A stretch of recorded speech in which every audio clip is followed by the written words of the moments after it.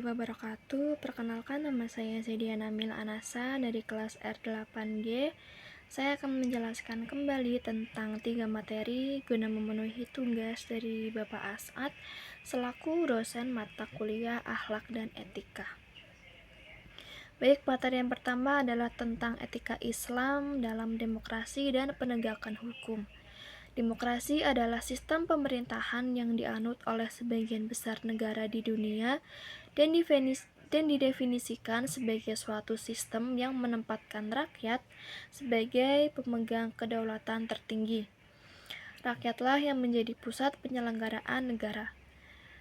Nilai-nilai yang terdapat dalam demokrasi berkesesuaian dengan nilai-nilai yang diajarkan oleh Islam, sebab demokrasi merupakan hasil cipta karya manusia.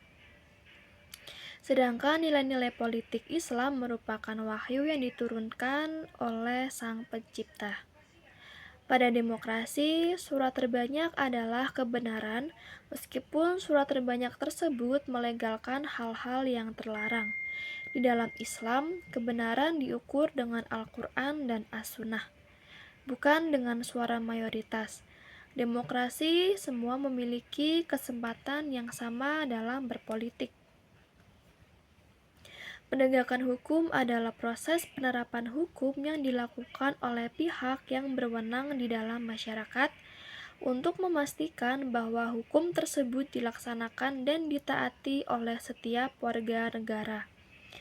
Proses ini melibatkan aparat keamanan dan pengadilan yang bertugas memeriksa dan memproses tindakan-tindakan yang melanggar hukum, serta memberikan sanksi bagi mereka yang terbukti bersalah. Tujuan dari penegakan hukum itu sendiri adalah untuk memelihara keamanan, stabilitas, dan ketertiban masyarakat, serta memastikan bahwa setiap individu memiliki hak yang sama dan merasa aman dalam berkehidupan masyarakat.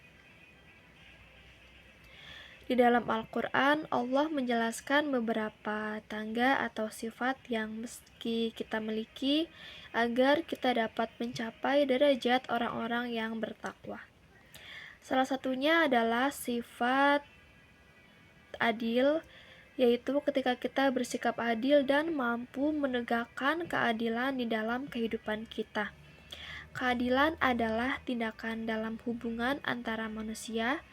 Keadilan bisa menjadi sebuah tuntunan agar orang memperlakukan sesamanya sesuai dengan hak dan kewajibannya.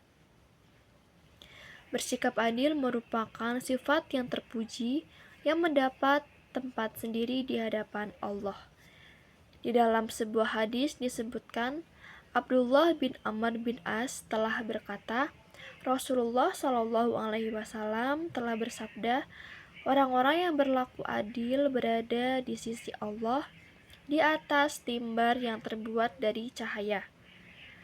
Dan di sebelah kanan Ar-Rahman Azza wa Jalla, sedangkan kedua tangan Allah adalah kanan semua, yaitu orang-orang yang berlaku adil dalam hukum, adil dalam keluarga, dan adil dalam melaksanakan tugas yang dibebankan kepada mereka.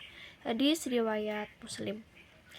Selanjutnya, pada materi kedua adalah tentang pembinaan akhlak dalam kehidupan. Pembinaan akhlak merupakan suatu usaha, tindakan, dan kegiatan yang dilakukan melalui usaha sendiri dalam rangka mengembangkan akhlak para anak didik agar mereka mempunyai akhlak yang mulia dan memiliki kebiasaan yang terpuji, atau dengan kata lain, anak didik diharapkan bisa menjadi pribadi yang berakhlakul karimah. Ajaran akhlak atau budi pekerti mengacu kepada perbuatan baik manusia sebagai hamba Allah dan manusia sebagai makhluk sosial. Baik atau buruknya hakikat kemanusiaan bukan semata-mata hanya dilihat dari apa yang dimiliki dan apa yang disandangnya. Akan tetapi, baik buruknya di dalam Islam dipandang dari perbuatannya. Pembentukan sikap, moral, dan pribadi pada umumnya terjadi melalui pengalaman sejak di dalam lingkungan keluarga. Orang tua merupakan pendidik yang pertama di lingkungan keluarga. Semua pengalaman yang dilalui oleh sang anak pada waktu kecilnya merupakan unsur penting dalam kepribadiannya. Sikap anak terhadap agama dibentuk pertama kali di rumah dan melalui pengalaman yang didapatnya dengan orang tuanya. Kemudian disempurnakan atau diperbaiki oleh guru di sekolah, terutama pada guru yang disayanginya. Jika guru agama dapat membuat dirinya disayangi oleh murid-murid, maka pembinaan sikap positif terhadap agama akan mudah terbentuk. Yang terakhir, materi yang ketiga adalah pencegahan dan penanganan kekerasan seksual dalam Islam. Kekerasan seksual termasuk pelecehan seksual, yaitu perilaku verbal dan nonverbal yang bersifat seksual dan mencerminkan sikap yang merendahkan terhadap perempuan. Jumlah kasus terus mengalami peningkatan dalam kurun waktu 10 tahun terakhir. Pada tahun 2010 sampai dengan tahun 2020, kekerasan seksual dapat terjadi di mana saja, tidak terkecuali di dalam lingkup pendidikan tinggi. Deretan kasus kekerasan seksual yang terjadi di lingkungan kampus banyak dilaporkan oleh media. Pencegahan kekerasan seksual dapat diartikan sebagai tindakan yang dilakukan sebelum terjadinya hal-hal yang tidak diinginkan. Selain itu, di dalam Undang-Undang Republik Indonesia Nomor 12 Tahun 2022 disebutkan pencegahan adalah segala tindakan atau usaha yang dilakukan untuk menghilangkan berbagai faktor yang menyebabkan terjadinya tindak pidana kekerasan seksual yang berkeberulangan. Tindak pidana kekerasan seksual. Penanggulangan tindak kekerasan seksual dapat dilakukan melalui dua cara, yaitu penanggulangan dengan menggunakan jalur hukum atau penal dan penanggulangan di luar jalur hukum atau non-penal. Dalam hal penanggulangan dengan jalur hukum, maka ada kebijakan-kebijakan hukum dalam hal pemberian sanksi pidana terhadap mereka yang melakukan tindak kekerasan seksual. Dalam KUHP, beberapa pasal mengatur mengenai pemberian sanksi atau hukuman pidana, diantaranya pasal 287, pasal 288, pasal 291, pasal 292, pasal 294, serta pasal 298. Dengan kekerasan atau ancaman kekerasan menurut MR.MH Tirta Atmijaya, dengan kekerasan dimaksudkan setiap perbuatan yang dilakukan dengan kekuatan badan yang agak hebat. Pasal 89 KUHP memperluas pengertian kekerasan, yakni membuat orang menjadi pingsan atau tidak berdaya, disamakan dengan melakukan kekerasan.